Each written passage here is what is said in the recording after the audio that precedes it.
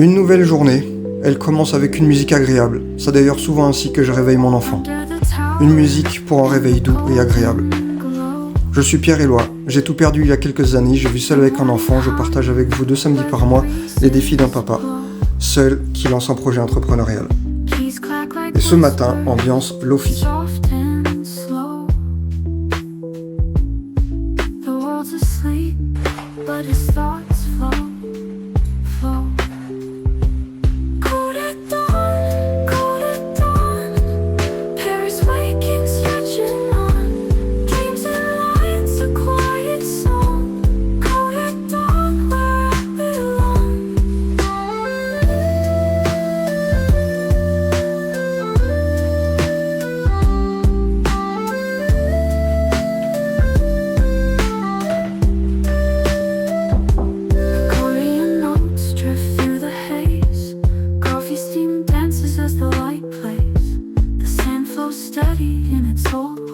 On doit finir les devoirs de la veille, l'ambiance change très vite de ton. Il est tôt en effet, mais nous avions convenu de finir les devoirs ce matin car il était fatigué la veille. Cela est exceptionnel, mais c'était convenu ainsi. La journée ne commence pas bien du tout. Devoir bâclé, pas motivé, je m'agace. Il ne veut pas aller à l'école, comme souvent. Je me rends compte qu'il n'est pas bien, il est malade. Il est parfois difficile de faire la différence entre un caprice et un vrai mal-être. Cela ravive les complications connues en 2019 quand je commençais ma vie monoparentale. Gérer les jours de maladie de l'enfant avec des obligations professionnelles était compliqué. Travaillant dans le service public à ce moment à 1 300 € par mois, seul à payer 900 € de loyer et tous les autres frais, la situation était très compliquée. Entre mes problèmes et les contraintes personnelles, professionnelles et les maladies de l'enfant qui n'avait que 5 ans alors, j'avais dû utiliser 110% de mes congés annuels. Depuis, j'appréhende toute maladie qui en plus se mélange à une confusion entre un état souffrant et une éventuelle tentative de ne pas aller à l'école. Je comprends qu'il ne va pas bien et qu'il est vraiment malade. Je le laisse se reposer et lui prépare une lotion à base de gingembre, provisoirement. Un petit peu de sucre rapide ne lui feront pas de mal, des fruits secs qui devraient bien accompagner le gingembre. J'informe l'école qu'il n'ira pas, et vu son état, si cela ne s'améliore pas, ce sera pareil pour les prochains jours. Je repousse aussi mon rendez-vous prévu à l'origine à 11h pour 13h. Je ne peux pas le laisser ce matin et je dois m'assurer qu'il ait mangé à midi. Je m'assure de sa santé, je l'accompagne un petit moment puis le laisse se reposer. Je travaille un peu sur ma reconversion professionnelle en cybersécurité. Et cela commence par connaître les fondamentaux. Le temps passe très vite. Je dois très vite donc quitter l'ambiance cyber pour m'engager dans une séance cuisine. Je prépare le repas de midi. Je veux m'assurer qu'il mange bien avant de partir à mon rendez-vous. C'est d'ailleurs ici probablement le grand avantage de ne pas être soumis à des horaires de travail. La possibilité d'arranger son agenda et de l'adapter en fonction des aléas et des contraintes. Il est malade, je peux l'accompagner et prendre soin de lui, tout en pouvant travailler et préparer ma reconversion professionnelle. On mange, puis je dois partir. Je n'ai pas le temps de faire la vaisselle, direction Jardin des Plantes. Non loin de la gare d'Austerlitz, à Paris, cette sortie permet de quitter le quotidien et de retrouver les douceurs printanières. C'est aussi un lieu nostalgique et familier qui me rappelle mon ancienne vie de soigneur animalier quand je travaillais à la ménagerie et aux eaux de Vincennes. Une bonne partie de l'après-midi est passée, je rentre enfin. Je m'assure de la santé du garçon et bois un café. Nous sommes tous les deux dans le salon, je travaille sur mes projets. Il joue à côté. Nous discutons de différentes choses, c'est d'ailleurs quelque chose que tous les parents peuvent mettre en place avec leurs enfants. Entamer une discussion sur un thème, une question des enfants et expliquer, échanger autour de ce thème. Que ce soit sous un aspect scientifique, religieux, philosophique ou technique. Le thème ici, est-ce qu'il vaut mieux être aveugle ou sourd ? Difficile de développer la culture générale autour de cette question, mais cela a le mérite de maintenir un échange entre parents et enfants, et surtout quand le parent comme moi est constamment occupé par ses projets et préoccupé par son avenir immédiat. L'heure tourne, la soirée arrive très vite. Je laisse la question des aveugles et des sourds de côté, dîner, laver, coucher, il est au lit. j'écoute des témoignages de professionnels du cinéma. Pour rappel, je suis scénariste et producteur, je ne suis pas issu du cinéma, et pourtant j'ai créé la série Président. J'ai tout appris en autodidacte, mais le manque de réseau et le manque de capital bloquent l'évolution du projet. Le modèle économique du cinéma est trop fermé et concurrentiel. Je travaille sur une proposition de coproduction à une autre production de cinéma. Catégorie, série humoristique. Thème, l'armée de terre. L'arc narratif, 3 jeunes de la Gen Z s'engagent et décident d'intégrer l'armée de terre. Absolument rien ne se passe correctement. Le laisser-aller du civil de banlieue rencontre la rigueur militaire. Une série décalée et animée par des mondes qui s'opposent. Le résultat vous étonnera sûrement. Cette série est née de mon expérience à l'armée de terre. Comme quoi, la diversité des expériences n'est pas qu'une contrainte, elle offre aussi des possibilités. Ne manque plus que de transformer cette possibilité en opportunité. Autre proposition, un long métrage. Peu coûteux, assez rapide et simple à tourner. Catégorie, comédie. Thème, permaculture, agriculture et vie de couple. L'idée, un couple s'installe en permaculture, mais les difficultés mettent en danger leur projet. Le leadership de la fille va mener le projet. La bonne humeur du garçon va sauver la fille de la pression. Mais cela ne garantit pas le succès. Vont-ils réussir? À voir. Ce qui est le plus beau dans cette histoire, ce n'est pas la permaculture, mais ce couple et leur relation qui est authentique, touchant et aussi frais que les légumes qu'ils veulent cultiver. Après l'écriture de tout scénario, premier réflexe, protéger le scénario en le déposant à la SACD. Pour ceux qui cela intéresse, le lien est en description. Et pour ceux qui veulent faire du cinéma ou écrire des scénarios, n'ayez pas peur de contacter, proposer, échanger. Une fois votre scénario définitivement écrit, déposez-le à la SACD, ne restez pas bloqué sur la crainte du vol éventuel de votre idée. Et si cela devait arriver et qu'il fonctionne, ce ne serait que bon signe pour vous. Cela signifie que vous avez les bonnes idées et un bon scénario. Preuve de qualité de votre travail.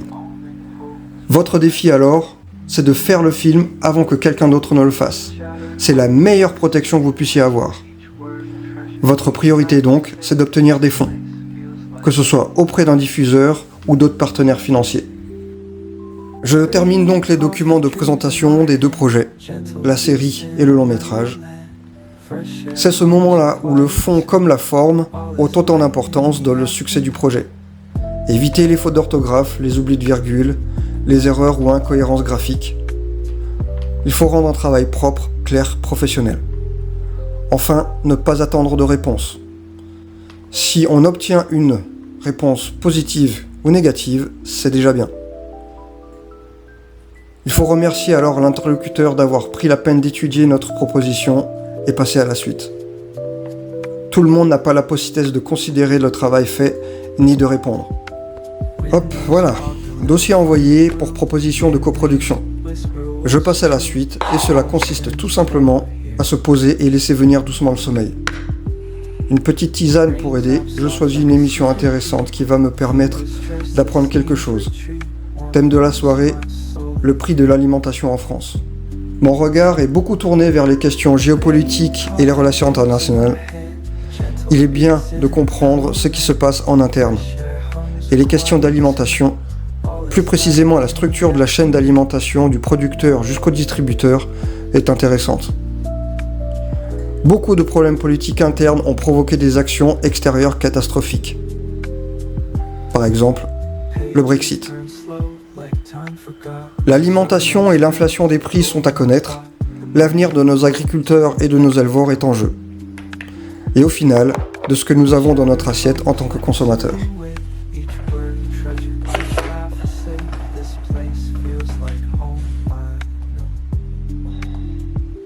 Comme souvent, la nuit n'a pas été réparatrice. Je veux tout de même me lever tôt. Travailler au calme et sans perturbation infantile est toujours plus efficace. Je préviens déjà l'école et les informe de l'absence de mon enfant. Vu l'état de la veille, il ne sera clairement pas en mesure de suivre les cours aujourd'hui. Je me prépare un thé vert, une boisson chaude qui me rappelle les 5 ans vécus en Chine. Un petit délice nostalgique. Objectif du matin, revoir le site web. Je dois revoir les pages et le contenu. Une mise à jour est nécessaire. D'ailleurs, voici où vous pouvez trouver les jeux de société que j'ai pu mettre en ligne. Rien de bien exceptionnel. J'espère sincèrement que cela va être utile à des parents ou des enfants. Le prochain exercice consistera à faire des devis pour pouvoir les produire et vendre à des coûts raisonnables. J'avais déjà entrepris la démarche il y a quelque temps de soutenir la production des jeux auprès d'une société d'impression spécialisée française, augmenter de 40% le coût et donc le prix de vente par rapport à une société de production en Chine. Rien qu'à travers cet exemple, on peut déjà comprendre le problème qui freine le développement économique de l'économie française. Certains vendeurs et distributeurs se sont déjà tournés vers d'autres pays car la Chine a déjà augmenté ses coûts de production depuis quelques années. Maroc, Thaïlande, peu importe. Cette recherche de baisse des coûts de production, la baisse du pouvoir d'achat en France, voici des éléments qui invitent, pour ne pas dire obligent, à délocaliser la production. Ce qui se traduit par une perte d'offres d'emploi, une perte de savoir-faire, et qui à moyen terme va coûter à la corporation concernée, puis au pays en termes d'emploi. La décision politique du pays de vouloir relocaliser est légitime, mais le contexte ne le permet pas encore. Enfin levé, il vient dans mon lit. Je lui propose une lotion de gingembre, j'en profite et en bois un petit peu. Cela ne me fera pas de mal. Puis une séance de culture générale en géographie et géopolitique s'improvise.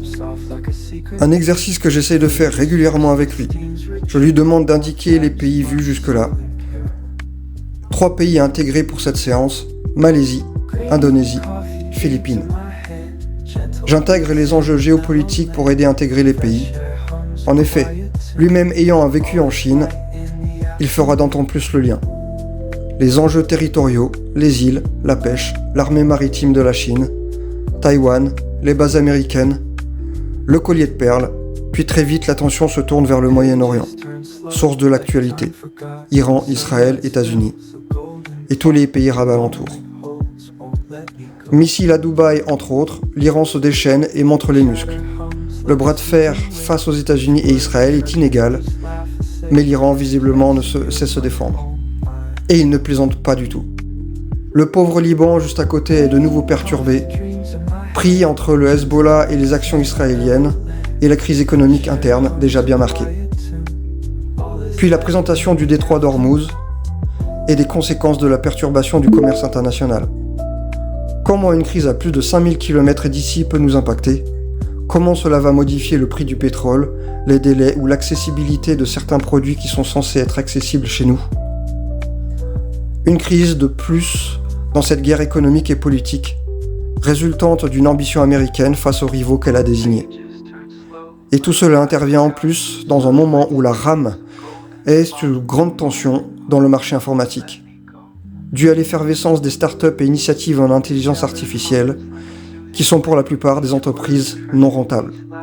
Les data centers captent jusqu'à 70% de la capacité de mémoire disponible dans le monde, phénomène qui met encore en lumière la Chine, Taïwan et les États-Unis.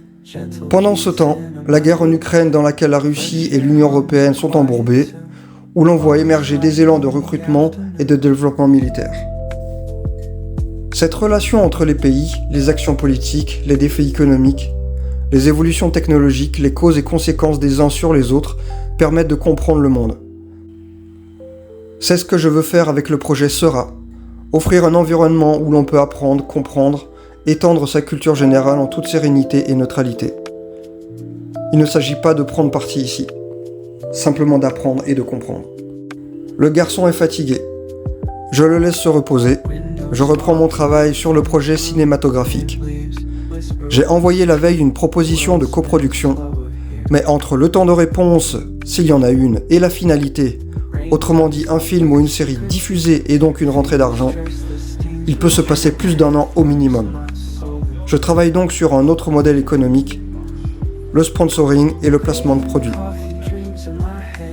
Je dois donc mettre ma vision de scénariste et de producteur de côté pour voir les choses du point de vue d'une régie publicitaire. Je n'ai pas les moyens d'être accompagné par une agence, à moi de faire le travail. Comme d'habitude, le temps passe vite. Je dois préparer à manger, j'en profite pour reprendre les détails sur le jeu de Go.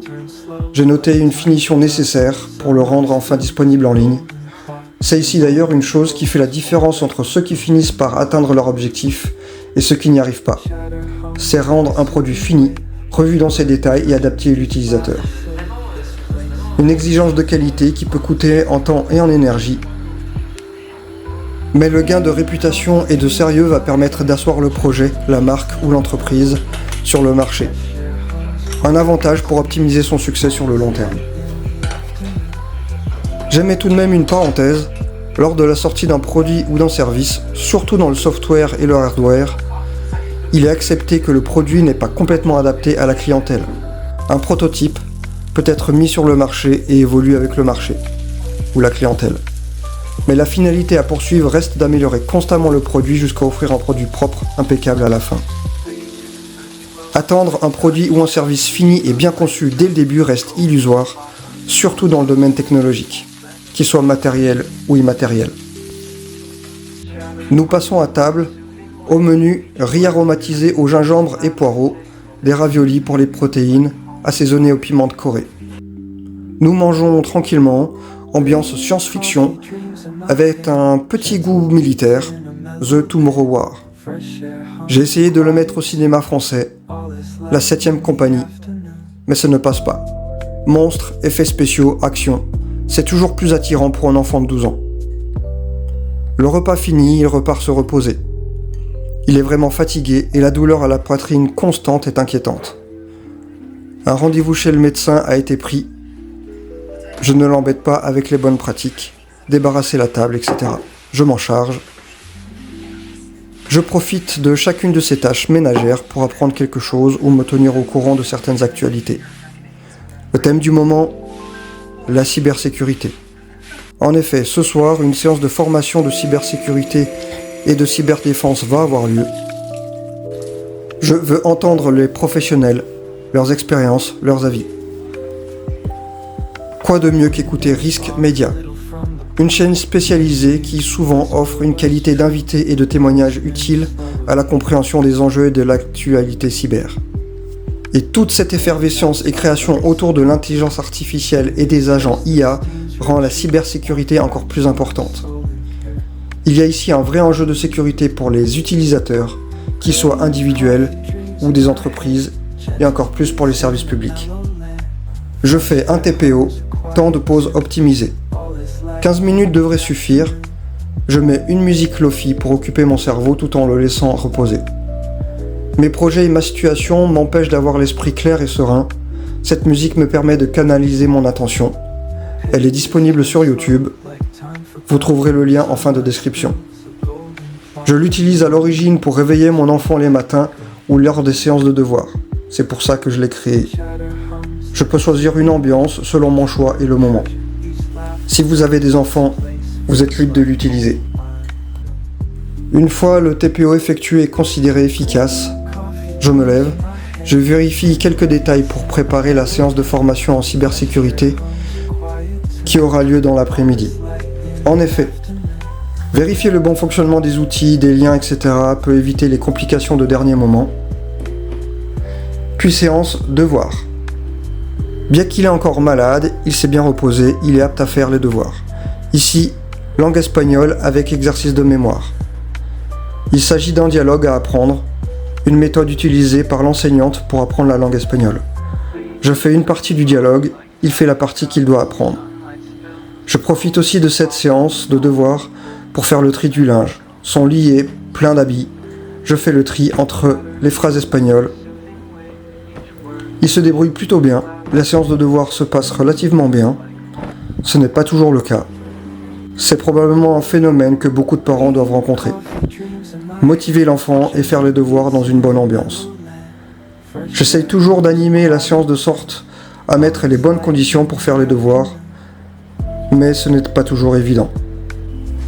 Entre les difficultés sur certaines matières, le manque de compréhension sur l'utilité de la matière ou de l'exercice, l'agacement de la matière, non pas à cause de celle-ci, mais de l'enseignant qu'il n'aime pas du tout, les séances de devoirs peuvent s'avérer être très compliquées.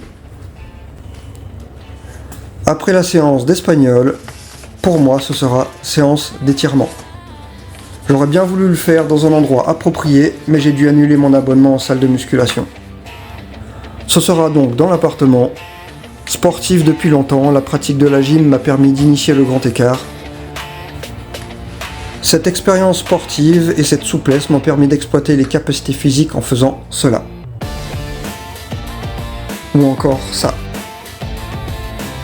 C'était une autre vie.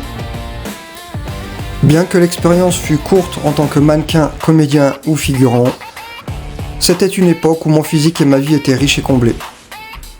Ironie et non sans lien, je suis dans le cinéma de nouveau, en tant que scénariste et producteur. Garder cette élasticité après tant d'années, même durant les périodes difficiles, n'a pas été évident. Les conditions n'ont pas toujours été très bonnes. Cet exemple peut paraître insolite, mais il n'est pas anecdotique.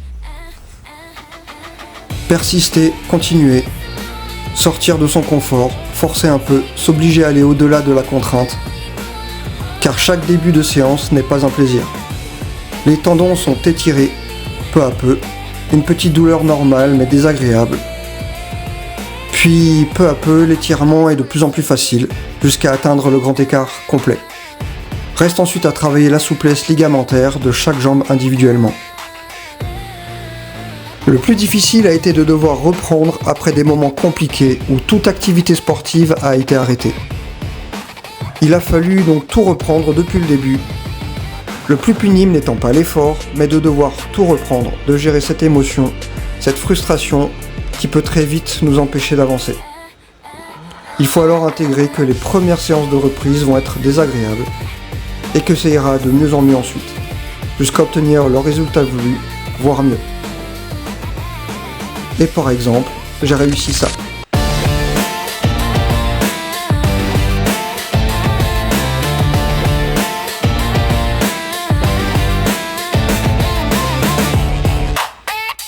Ou encore ça. 20 ans après avoir arrêté la gym. Preuve qu'il est possible parfois de dépasser ses propres attentes, même des années plus tard. Cela est valable pour n'importe quelle activité, business, diplôme, compétences. Il faut persister. Si on n'y arrive pas, c'est que l'on vise trop haut ou que l'on n'utilise pas la bonne méthode.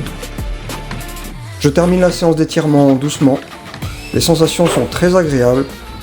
Une impression de légèreté et de liberté exceptionnelle. Le garçon est encore bien fatigué. Après la séance d'étirement, séance cuisine. Je dois refaire du pain. Au-delà du côté agréable dans sa conception et sa dégustation, ce pain est aussi une solution économique. En effet, à 0,65 € le kilo de farine, 1,49 € les 6 sachets, soit 0,24 € le sachet, quelques grammes de sel et de l'eau, 60 minutes de four en moyenne, le pain va me coûter au total moins de 2 € et me permettre de manger 3 à 4 jours. Je garde les pâtes et tout le reste pour l'enfant, à quelques exceptions près. Cela fait un moment que je n'ai pas mangé de fruits. Je prends tout de même un peu de protéines avec les œufs pour accompagner le pain. C'est le prix de la précarité. Précarité de laquelle j'essaie de me sortir avec mes projets entrepreneuriaux et ma reconversion professionnelle. Il faut comprendre que cette précarité fragilise les personnes. Et toute augmentation de prix ou rupture de stock de blé peut vite s'avérer problématique pour un individu comme moi, mais surtout pour un pays comme l'Égypte, par exemple. En effet, sa consommation de pain est bien supérieure à la moyenne des autres pays, pain qui est fabriqué notamment à base de blé principalement en provenance de l'Ukraine et de la Russie. Vous imaginez donc que la guerre en Ukraine a donc eu pour effet de provoquer une hausse des prix excessifs du blé avec une baisse de quantité disponible en Égypte, provoquant une crise de l'économie des produits alimentaires à base de blé, réduisant drastiquement la disponibilité du pain au Caire. L'État égyptien est intervenu pour plafonner les prix, a multiplié ses sources d'approvisionnement, stopper ses maigres exportations de blé pour les conserver pour les besoins d'alimentation interne. Et cela n'est rien comparé à ce qu'a vécu le Nigeria, cas qui a créé l'expression de Wish Trap ou piège du blé, faisant référence à la fragilité d'un pays due à une trop grande dépendance à d'autres pays pour se fournir des ressources naturelles telles que le blé. Je laisse les histoires de blé et de pain pour profiter d'une bonne douche. Je profite pleinement de chacune et du confort de cet appartement, car cela n'a pas toujours été ainsi. Voici la douche improvisée quand je vivais dans une tente il y a encore quelques années, quand j'ai tout perdu. Tout perdre signifie aussi une opportunité de se réorienter ou se spécialiser. 2023, première réorientation dans le cinéma. 2026, spécialisation dans la cybersécurité. Deux choix liés à mon parcours et aux enjeux actuels et futurs. Le premier est un défi, le second est une adaptation au contexte actuel. 2025 fut une année riche en évolution technologique, principalement dynamisée par l'intelligence artificielle. 2026 est une année de maturation des modèles d'IA et d'essoufflement de l'économie de l'IA. C'est aussi une année où les vulnérabilités et menaces cyber sont des sujets encore plus sensibles. La reconversion et spécialisation est donc dirigée vers la cybersécurité. En 2025, on dénombre 3586 événements de sécurité connus ou déclarés en France. Cela représente presque 10 par jour, et c'est sans compter les événements de sécurité non déclarés.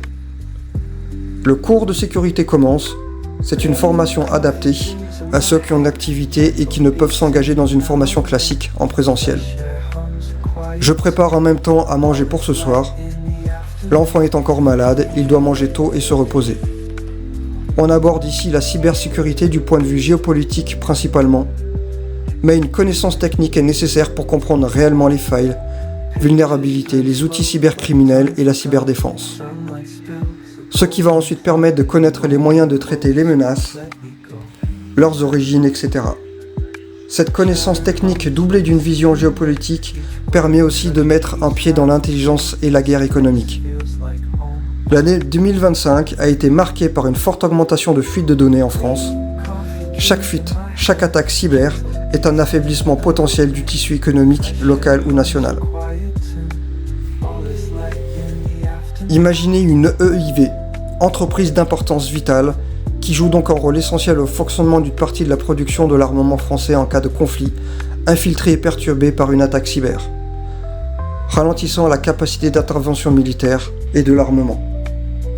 Ou tout simplement une perturbation du système de gestion RH et comptable, bloquant tout mouvement de capital de paiement des fournisseurs, des prestataires et salariés. Les risques sont nombreux, les menaces sont sérieuses.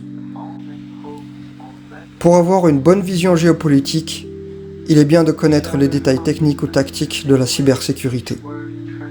Les modèles OSI, le protocole TCP/IP, qui est l'ensemble des règles qui structurent les échanges d'informations tels que nos emails sur le réseau Internet, l'administration et segmentation d'un réseau, les logiques ACL, Access Control List, qui forment le cadre réglementaire des systèmes d'exploitation dans nos ordinateurs, les systèmes de log, qui rassemblent les informations spécifiées par les administrateurs système, messages, rapports d'erreur, demandes de fichiers, transferts de fichiers, etc.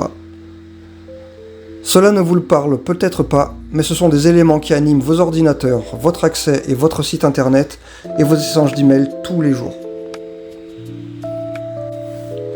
Entre les explications des adresses IPv6 et les raviolis, je vérifie la température de l'enfant. Nous dînons, je l'accompagne un petit moment puis je dois reprendre la formation. Il finit son repas pendant que je reprends la formation de cybersécurité, après avoir travaillé à l'ADSD, division de la sécurité diplomatique, et visité les locaux confidentiels des échanges diplomatiques lors de mes dernières fonctions. Les éléments de cybersécurité de la formation sont encore plus compréhensibles. Je mets quand même de côté la formation un moment, je l'accompagne, il est temps de se coucher. Comme d'habitude, petite discussion puis vidéo rigolote, comme celle-ci. Tu fais un trou ? Oui. Pour enterrer qui ? Ta mère. Je reprends la formation, j'ai loupé plus de 20 minutes. Séance de pétrissage pendant les explications sur les critères DICP, disponibilité, intégrité, confidentialité, preuve, qui constituent un référentiel standard en sécurité informatique pour évaluer et classer les risques d'un système d'information. Décidément, faire du pain reste et restera toujours aussi plaisant. On met le pain au four, 15 minutes de préchauffage, 60 minutes de cuisson. Je me demande à quoi pourrait ressembler du pain cyber. Est-ce qu'on aura un jour de la farine numérique, du sel digital et de l'eau pixelisée, avoir des baguettes hachées au label CHA 256. On assiste depuis quelques années à une digitalisation du monde. Comprendre le monde cyber nous permet de comprendre une partie de l'évolution de notre monde. À bientôt.